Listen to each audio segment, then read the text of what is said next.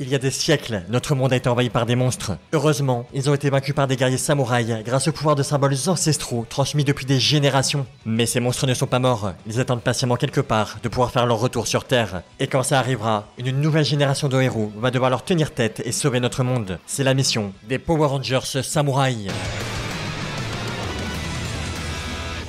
Ok, ça c'est le genre d'intro épique qui donne l'impression qu'on va voir une série de fous. Mais dans les faits, je vous préviens, les Power Rangers, c'est un peu une sorte de parodie des émissions de mecha qu'on voit au Japon. Et si on ajoute à ça qu'à l'époque, ils avaient pas des budgets énormes et clairement, ça se voit, faut pas que vous vous attendiez à un truc qui soit toujours ultra sérieux ou bien fait. Si vous pensez ça, je suis désolé, je vais peut-être briser votre enfance, mais non, c'est vraiment pas le cas. Par contre, une fois qu'on a compris qu'il faut prendre beaucoup de choses au second degré, là ça devient sincèrement une des meilleures séries que j'ai jamais vues. Enfin, disons qu'au moins, elle a le mérite d'être drôle. Elle commence à notre époque actuelle, soit des siècles après la première attaque des monstres. D'ailleurs, ces monstres, on les appelle les Nightlock. Depuis, ils ont essayé plusieurs fois d'attaquer notre monde. Mais à chaque fois, les Power Rangers se sont dressés devant eux. Et justement, une nouvelle brèche entre notre monde et le leur est en train de s'ouvrir. Ce qui veut dire que notre planète est de nouveau en danger. Parce que des monstres en sortent avec une seule envie, nous envahir. Et bon, faut avouer qu'ils ont plutôt mal vieilli. On arrive à sortir le plastique de leur costume à travers l'écran. Mais comme je vous l'ai dit, faut passer au-dessus de ces petits détails. Puis, de toute façon, on n'a pas vraiment le temps de s'arrêter sur ça. Parce qu'un guerrier fait son apparition et se dresse devant eux.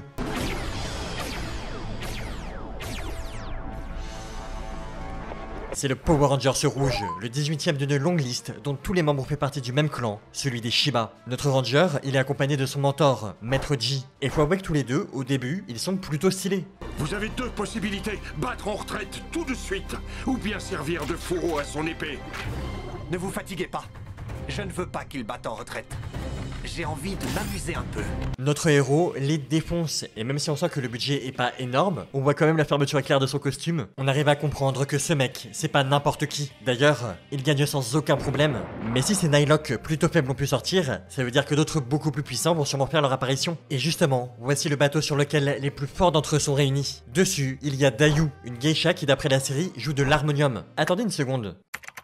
Ouais, c'est bien ce que je pensais. Sauf erreur de ma part, un harmonium, c'est une sorte de piano. Ça, c'est un shamisen. Les gars, là, c'est pas une question de budget, juste vous aviez la flemme de vérifier. Sinon, l'espèce de poulpe qu'on voit à côté, c'est Octorou. Et tous les deux, ils sont les généraux du plus grand méchant de la série, le terrible Xandred. Alors ne prononce pas un mot, sinon tu passeras le restant de tes jours à démêler les spaghettis qui te pendent au menton. Vous êtes drôlement grognon pour quelqu'un qui est capable de parler la bouche fermée. Ces mots, il vient d'avouer que leurs costumes sont éclatés. D'après ce qu'on comprend, Xandred, il s'est pas vraiment remis de son combat contre les derniers Power Rangers. La raison à ça, elle est simple. Il a été victime du pouvoir d'un symbole lancé par le dernier Ranger rouge, ce qui a eu pour effet de le bannir dans cet endroit, qu'on appelle le monde d'en bas. Mais son envie de dominer le monde est restée intacte, et il a évidemment un plan pour y arriver. Ce qu'il va faire, c'est envoyer des soldats tous plus moches les uns que les autres sur Terre pour vaincre les Power Rangers, parce que ça fait beaucoup trop de temps qu'ils lui mettent des bâtons dans les roues. Et la deuxième mission de ces soldats, ça va être de faire peur aux humains, parce que la détresse humaine, elle fait monter le niveau de la rivière où est leur bateau. Et quand cette rivière, elle monte, les monstres sont plus forts et la barrière entre notre monde et le leur devient plus fine, ce qui va leur permettre de tous la traverser et de nous envahir. Il semblerait que le monde ait une nouvelle fois besoin de héros. Le premier, c'est Jaden. C'est lui le Power Rangers rouge actuel qu'on a déjà vu. Il a succédé à son père qui avait ce rôle avant lui et qui est mort en protégeant la planète. C'est lui qui a lancé le sort pour bannir Xandred il y a quelques années. Mais maintenant que les Nightlock sont de retour, c'est au tour de son fils de prendre le relais. Pour la première fois, Jaden doit convoquer son équipe, parce qu'à travers le pays, d'autres descendants de Rangers se sont entraînés au cas où ce jour arriverait. Et attendez, il va vraiment leur dire de venir en envoyant des flèches à longue portée? Mais c'est super dangereux. Imagine si ça touche une poule ou un gosse, même si c'est moins grave. Par contre, j'adore comment tout le monde autour fait comme s'il se passait rien. De manière générale, pensez pas que G, c'est un maître samouraï ultra sage qui prend que des décisions réfléchies. J'aurais cru que vous étiez plus de la vieille école. Vous imaginez plutôt un dos de cheval ou un truc dans le genre? As-tu déjà dû ramasser quoi que ce soit après le passage d'une moto? Non. Mais le plus important, c'est que les Rangers, ils aient bien reçu le message. Le premier sur place, c'est Kevin, un mec qui s'entraîne pour faire les JO de natation. Mais il est prêt à tout laisser tomber pour être le Ranger bleu. Et en même temps, vu où vont se passer les prochaines épreuves de natation, je pense pas que ce soit vraiment une mauvaise nouvelle pour lui. La seconde à arriver sur place, c'est Mia, le Ranger rose. On sait pas beaucoup de trucs sur elle, la série nous dit juste qu'elle aime bien s'amuser et faire du shopping. Ouais, c'est sûr, c'est pas un gros développement de personnage. Puis après elle, c'est au tour d'Emily, la Ranger jaune, de faire son entrée. De base, ça devait être sa grande sœur qui devait l'être, mais elle est tombée malade. Donc au début, elle va avoir un petit syndrome de l'imposteur, mais ça va lui passer. Et enfin le dernier, c'est Mike, un fan de jeux vidéo qui va aussi devenir rapidement le mec marrant de la bande.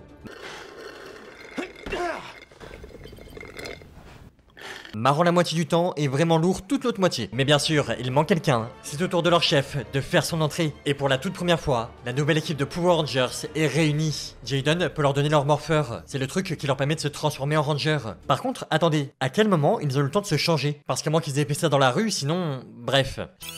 Go, go, samouraï! Ranger samouraï, allez! Power Rangers tous-y! Chacun d'eux maîtrise une arme qui lui est propre et qui le rend vraiment fort. Jaden, il a la massue de feu, Kevin, l'hydro-arc, Mia, elle possède l'éventail céleste, la trancheuse céleste pour Emily, et enfin, la lance de la forêt pour Mike. Ensemble, ils sont inarrêtables et remportent ce combat facilement. Mais il y a un tout petit problème, c'est que les Nylock, ils ont une particularité. Quand ils sont tués, ils reviennent sous une forme géante. Après, ça fait des siècles que les Rangers se battent contre ces monstres, donc évidemment, ils ont prévu un moyen de répliquer. Chacun d'eux possède un Zord, une sorte de petit robot qui peut devenir immense. Pour le moment, nos héros, ils possèdent le lion rouge, la tortue jaune, l'ours vert, le dragon bleu et la tortue rose. Ils peuvent les conduire séparément, mais c'est pas sous cette forme qu'ils sont vraiment utiles.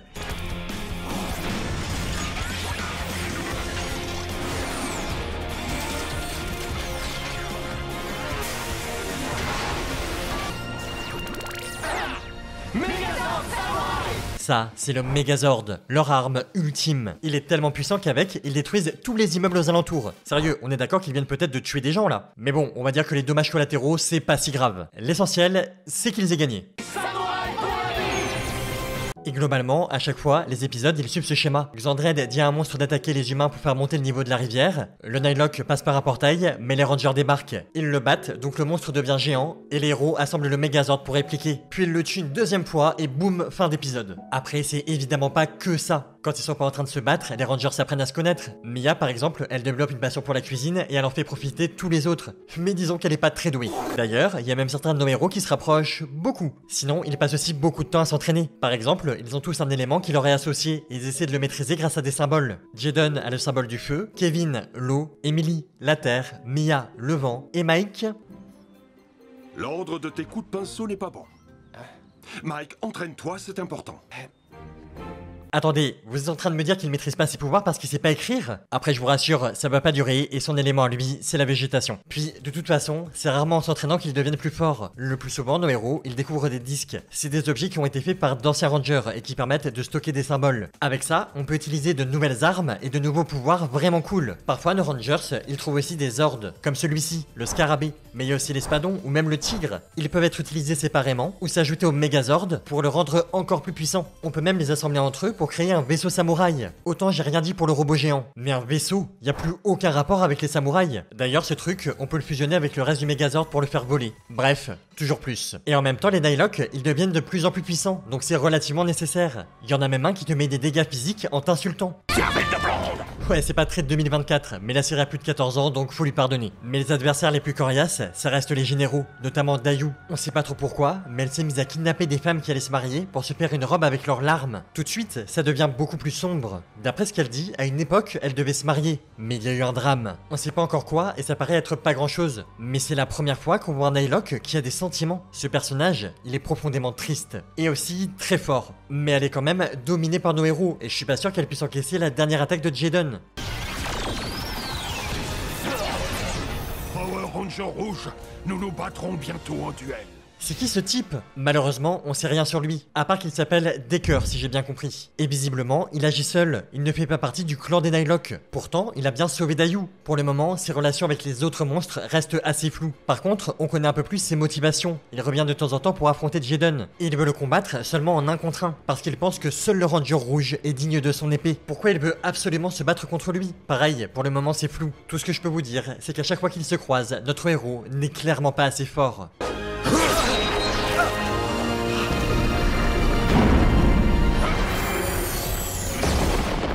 Ranger rouge, tu m'offriras le combat dont je rêve depuis tant de siècles. Ok, on vient quand même d'apprendre un truc assez intéressant. Decker, il est en réalité à moitié humain et Nylock. Et on sait même pas comment c'est possible. Pour le moment, il s'en va, mais un jour viendra où il faudra lui faire face. La question c'est de savoir si à ce moment-là, Jaden sera à la hauteur. Ou pas. Et vous savez quoi? Même si Decker, il est très stylé, jusque-là on n'a pas vu les meilleurs personnages de la série. Je vous présente Spike, un ado qui est venu passer des vacances chez son oncle Bulk. Et disons qu'il respire pas vraiment l'intelligence.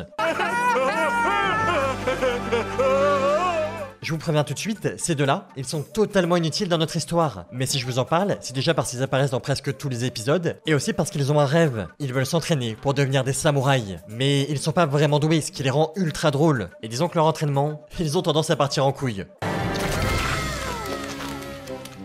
C'est de très loin mes persos préférés, mais je sais qu'il n'y a pas beaucoup de personnes qui partagent mon avis. La plupart des gens, ils préfèrent un autre personnage qui arrive un peu plus tard, quand les Rangers ont été battus par un monstre. Et alors que tout semble perdu... Vous voyez, ceci, c'est vraiment un grand moment. Je vous le dis, c'est une occasion en or.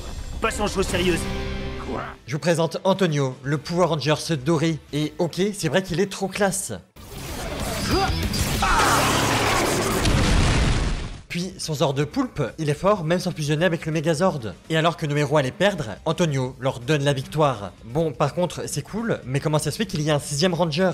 En réalité, ce mec, c'est un ami d'enfance de notre Ranger rouge. Jaden l'aimait tellement qu'il lui a confié un Zord. Mais un jour, les parents d'Antonio ont déménagé. Et depuis, les deux amis ne se sont jamais revus. Faut bien comprendre que de base, Antonio, il n'aurait jamais dû être un samouraï. Jaden pense même qu'il a fait une erreur et qu'il n'aurait jamais dû lui donner de Zord. Faut dire qu'Antonio, il a tendance à se la péter et il est pas toujours ultra doué. En même temps, il préfère pêcher plutôt que s'entraîner. Donc c'est assez logique. Mais malgré ça, il est aussi très bon en technologie. D'ailleurs, il arrive même à réparer un Zord cassé. Parce que oui, ces armes légendaires qui ont traversé les millénaires, elles fonctionnent à la technologie. Logique. Et cette espèce de crevette, elle peut carrément se transformer toute seule en mini Megazord, ou fusionner avec le poulpe. Donc c'est juste parfait pour accueillir un nouveau membre dans l'équipe. Puis, soyons honnêtes, même si notre Ranger doré, il a pas suivi les entraînements pour être samouraï, il se bat super bien. Et Jaden finit par changer d'avis. Pour l'anecdote, c'est Antonio qui a fabriqué tout seul son morpheur à l'aide de ses connaissances.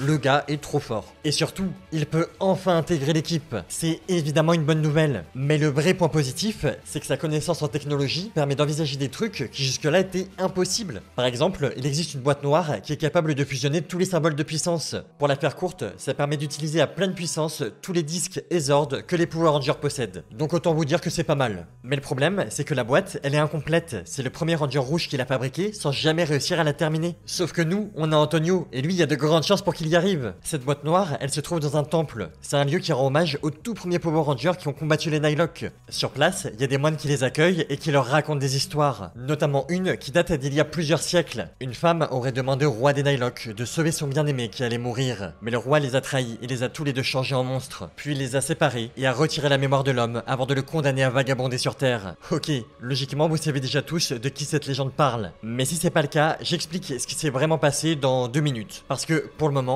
si on est là, c'est pour récupérer une boîte.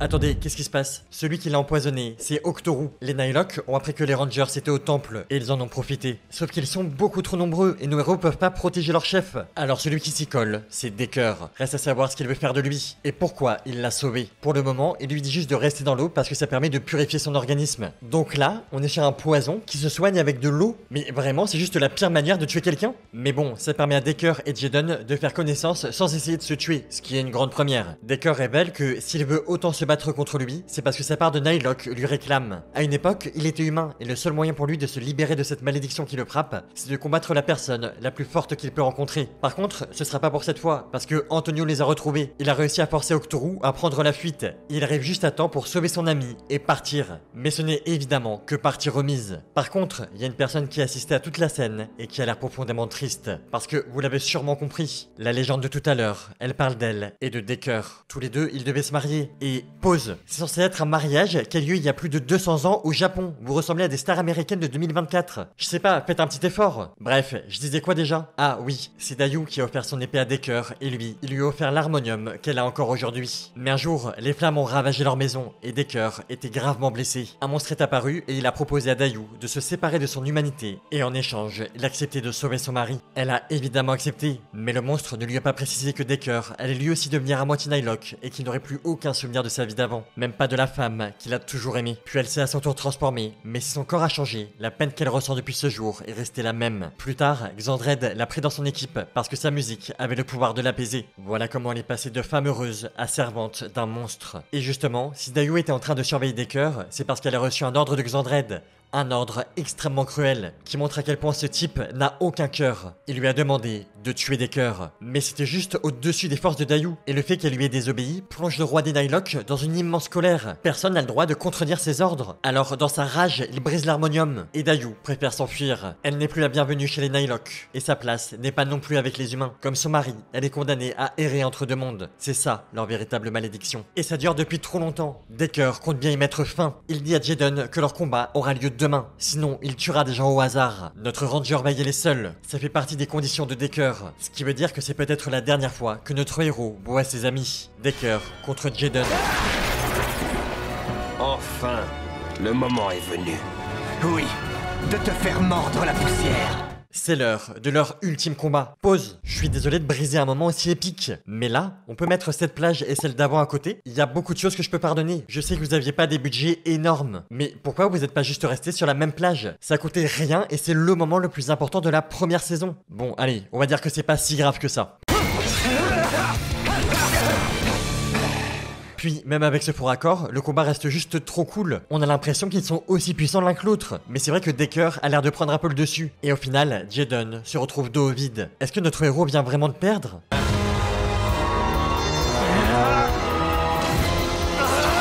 Il a réussi à renverser la situation. Et oui, Decker est mort. Mais pour la première fois depuis longtemps, il est heureux. Je vous ai dit que s'il voulait combattre un adversaire fort, c'était pour se libérer de sa malédiction. En réalité, seul quelqu'un de puissant pouvait le tuer et mettre fin à sa vie d'errance. Une vie dans laquelle il n'était ni humain, ni monstre. Sans sa mémoire, il savait plus qui il était vraiment. Et vivre n'avait juste plus aucun sens. De son côté, Jaden a gagné. Et c'est le plus important. Il peut retrouver ses amis. Mais une chose est sûre, Xandred est toujours en vie. Et sa cruauté ne prendra fin que quand il sera tué. Mais avant de retourner dans ces trucs ultra sombre, on a le droit à un épisode spécial Halloween. Ça se passe dans un château très bien réalisé. C'est un épisode de remplissage, déjà qu'il n'y a pas de budget, ils vont pas en plus le foutre là-dedans. À l'intérieur de ce château, les Nightlock fêtent Halloween. Ils sont déguisés en soubrettes et ils boivent du punch. Au final, ils sont comme tout le monde. Ils font même des petits jeux. Criez comme des humains.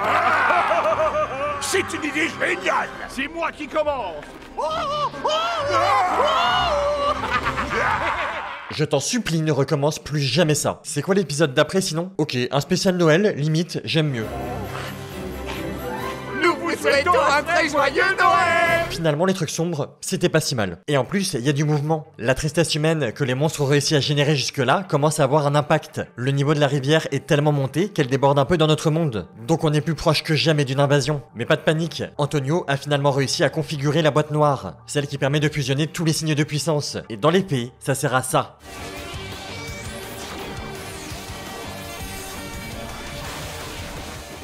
Ils peuvent se transformer en super samouraï. Et ok, j'avoue que c'est un peu stylé. Surtout que ce nouveau costume, il ne sert pas juste à être beau. Il permet de lancer des attaques extrêmement puissantes, mais aussi de combiner tous les ordres existants en un seul Megazord. Je sais qu'on a l'impression que c'était déjà possible, mais non. Aussi, ce Megazord, il peut utiliser une sorte de lance-missile. Un lance-missile samouraï, évidemment. Et j'avoue que toutes ces évolutions, elles sont vraiment cool. Mais bah, il se passe pas grand chose d'intéressant pour le moment. Il y a carrément tout un épisode sur le fait que Antonio ait développé une phobie des poissons. Je peux plus toucher mon épée Barracuda. Elle me fait penser à un poisson. Ça va aller. Aussi, comme dans la première saison, les Rangers, ils trouvent de nouveaux Zords, genre ce requin. Il y a même une lampe qui peut se transformer et devenir ce truc. Je vous l'ai dit, quand on comprend que c'est une parodie, il y a des trucs qui deviennent magiques. Après, il y a quand même un Zord qui sert à autre chose que recevoir des fessées. C'est ce gros taureau, parce qu'il appartenait au tout premier Ranger rouge, le grand Shogun. Mais comme ce Zord était trop puissant et instable, il a été scellé pendant tout ce temps. Sauf que maintenant qu'il est réveillé, il peut s'unir à tous les autres robots. Et grâce à lui, Jaden peut activer le mode Shogun. Alors, on parle d'un pouvoir ancestral qui existe depuis des centaines d'années. D'après vous, qu'est-ce qu'on peut faire avec?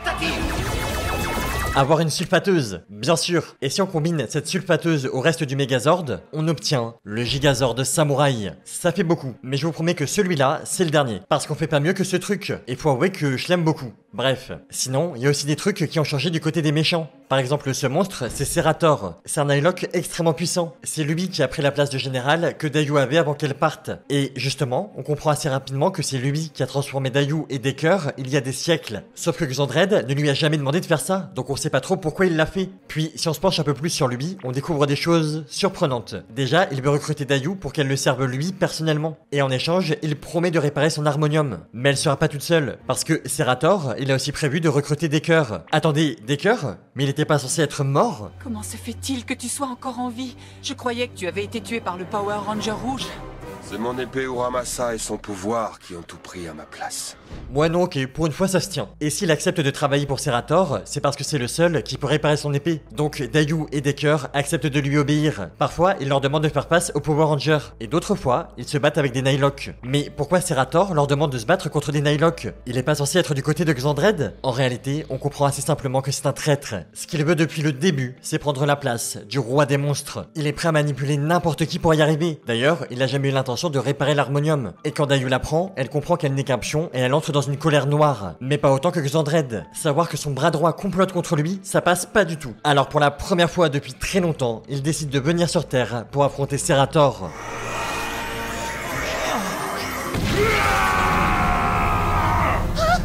Le roi des monstres arrive, mais heureusement, il va pas pouvoir rester, parce qu'il est pas totalement remis du sort que lui a lancé l'ancien Ranger rouge. Mais aussi parce que les Nightlock, ils ont besoin de s'hydrater régulièrement dans l'eau de leur rivière. Ils en draident beaucoup plus que les autres. Par contre, même avec un temps aussi limité, il fait comprendre à tout le monde qu'il ne joue pas dans la même catégorie. Il récupère facilement l'harmonium et force Serator à prendre la fuite. Il arrive même à vaincre tous les Rangers sans forcer. Clairement, ils ne sont pas à la hauteur. Mais avant de repartir dans le monde d'en bas, étant donné que Serator l'a trahi, il a besoin d'un nouveau général. Alors il répare l'harmonium de Dayu et la réintègre à son équipage. Au final, Xandred, il est pas resté très longtemps, mais c'était tout juste assez pour mettre le doute dans l'esprit de nos héros. Faut dire qu'on a un roi surpuissant qui risque de réapparaître très bientôt et un traître qui est loin d'avoir dit son dernier mot. Ça s'annonce très compliqué pour nos Rangers.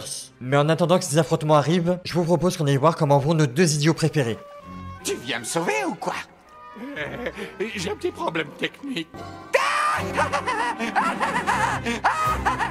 Allez, on va les laisser tranquilles, hein. Puis, en réalité, on n'a pas vraiment le temps de s'attarder sur eux, parce que Serator est déjà de retour, et il a réparé l'épée de Decker, comme il l'avait promis. Vous imaginez bien que s'il est aussi sympa, c'est parce qu'il a besoin de lui pour réaliser son plan. Mais quel plan, vous allez me dire? Vous voyez cette carte? Chaque point correspond à un endroit où des Nightlock ont attaqué et provoqué une grande détresse humaine. Et comme vous le savez, c'est nécessaire pour augmenter le niveau de leur rivière et leur permettre d'envahir notre monde. Ce qu'a fait Serator, c'est qu'il a lancé 6 attaques simultanées pour fragiliser la barrière entre notre monde et celui d'en bas. Et grâce à ça, il va pouvoir les fusionner. Et il ne manque qu'une clé pour définitivement ouvrir la brèche et permettre au chaos de régner sur Terre. Un chaos dans lequel Serator sera le roi. Et la clé qui permet de faire ça, il l'a déjà trouvée. Il faut quelqu'un qui possède la rage d'un Nightlock et qui comprenne la souffrance des hommes. Cette clé, c'est Decker. Ce qui veut dire qu'il va devoir faire un choix, sauver les hommes ou les condamner. Ce qui d'après Serator mettra fin à sa malédiction. C'est vraiment pas simple comme dilemme. Puis Decker, il n'a pas vraiment de raison de nous sauver. Il n'a pas vraiment d'attache avec les hommes. Donc le choix est assez vite fait. Entre sa part d'homme et sa part de Nightlock, il a choisi sa part de monstre. Serator lui rend son épée. Il n'a plus qu'à mettre un coup sur la brèche pour l'ouvrir complètement.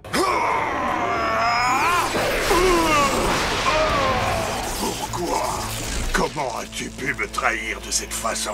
En réalité, Decker, il n'a jamais cru qu'ouvrir la brèche, ça allait le libérer de sa malédiction. Tout ce qu'il voulait, c'était récupérer son épée pour affronter à nouveau Jaden. Grâce à lui, Serator a perdu, et le monde est sauvé. Ou plutôt, il a le droit à un sursis. Parce que, pour rappel, Xandred, lui, il est toujours là. Et pour l'affronter, nos héros, ils vont recevoir l'aide de quelqu'un d'inattendu. Qu'est-ce que ça veut dire? Depuis quand il y a une deuxième Ranger rouge? C'est ma grande sœur. Salut Jaden. Sa sœur, elle s'appelle Lauren, et en réalité tous les deux, ils se connaissent pas très bien, parce qu'à l'époque où les Power Rangers étaient menés par leur père, ils ont eu beaucoup de mal à vaincre Xandred. Alors le Ranger rouge a confié une tâche à ses deux enfants. Lauren devait apprendre un sort permettant de sceller le roi des monstres, et pour être sûr qu'elle puisse s'entraîner sans aucun danger, il lui a dit de partir et de ne revenir que quand elle serait prête. Puis il a dit à son fils qu'en attendant, il serait le Ranger rouge, celui qui protégerait la Terre tant que sa sœur ne serait pas rentrée. Puis leur père s'est sacrifié pour sceller seulement temporairement Xandred, parce qu'il ne maîtrisait pas complètement ce sort. Pour être sûr que personne ne dérange sa sœur, Jaden, il a fait le choix de ne jamais parler d'elle, même pas à ses amis. Mais là, on a un problème, il ne peut pas y avoir deux Rangers rouges. Et si Lauren est de retour, c'est parce qu'elle maîtrise le pouvoir de scellement. Donc Jaden, bah il sert plus à rien. Alors elle décide de remettre ses disques et ses ordres et de partir. Mike, Emily, Mia, Antonio, Kevin, ça a été un honneur de combattre à vos côtés. Mais notre héros, il a un dernier truc à faire avant de disparaître. Un dernier duel pour définitivement savoir lequel des deux est le plus fort.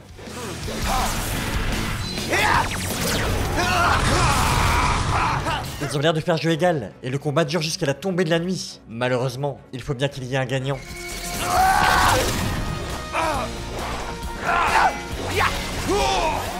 Maintenant c'est fini!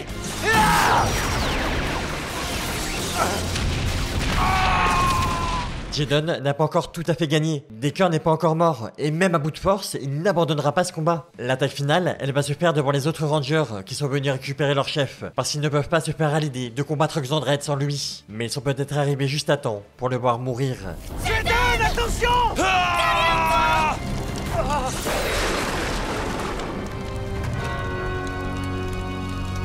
Enfin, je suis libre.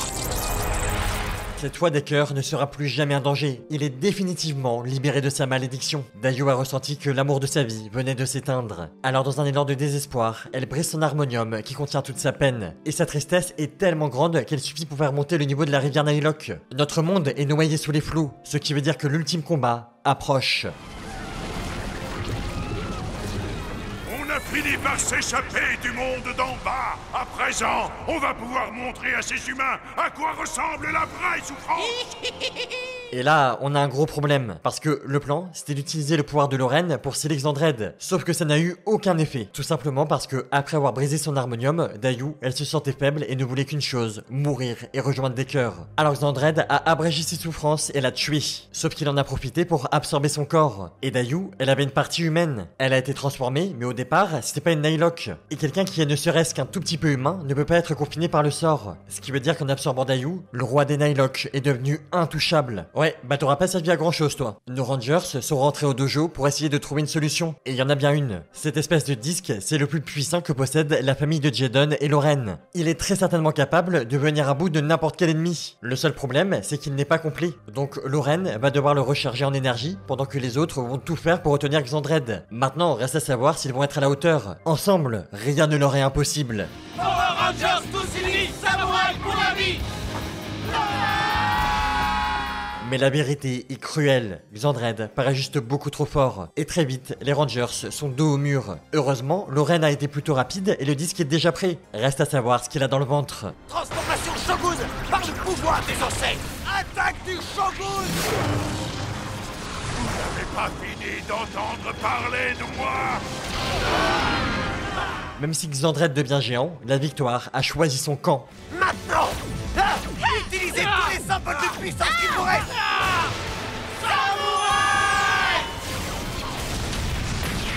Cette fois, ils ont gagné, et pour la première fois depuis des siècles, le monde n'est plus en danger. Ces Power Rangers viennent de réaliser ce qui paraissait impossible.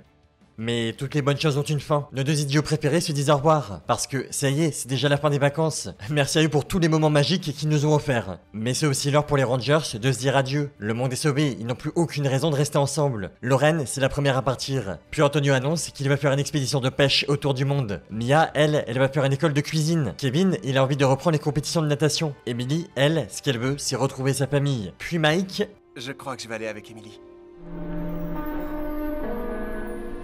Wow, ok, je t'ai pas vu venir. Quant à Jaden, toute sa vie, il s'est entraîné pour devenir un bon ranger rouge. Alors maintenant, il veut prendre du temps pour savoir ce qu'il aime vraiment. Il a envie d'apprendre à mieux se connaître. Mais il y a fort à parier que, même si aujourd'hui ils se séparent, un jour, ils se retrouveront. Rangers tous unis! Samouraï pour la vie! Au final, même si c'était pas parfait, il y a quand même énormément de choses que j'ai vraiment aimé. Après, est-ce que ça suffit vraiment pour compenser tous les moments où la série fait n'importe quoi ? Non.